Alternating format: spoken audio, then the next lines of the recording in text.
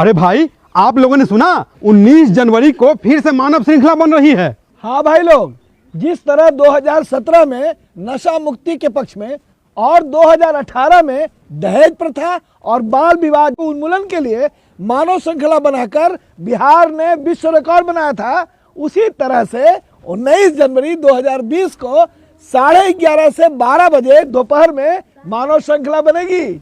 इस बार किस लिए? जल जीवन हरियाली अभियान के पक्ष में, शराबबंदी और नशा मुक्ति के पक्ष में और बाल विवाह और दहेज प्रथा के खिलाफ एक साथ मिलकर और मुख्य रूप से जल जीवन हरियाली के प्रति जागृति पैदा करने के लिए फिर 19 जनवरी को मानव श्रृंखला का निर्णय हम लोगों ने लिया है। अरे वाह, हम लोग हर गली, मोहल्ला और पंचायत से लोगों को मानव श्रृंखला के लिए जोड़ेंगे और फिर से एक नया कीर्तिमान बनाएंगे। तो चले अभी से ही इस अभियान में लग जाते हैं। हाँ चलिए। आओ दादा आओ, दादी को भी साथ ले आओ, चाचा चाची भैया भाभी, चाचा चाची भैया भाभी, सब मिल के श्रृंखला बनाओ।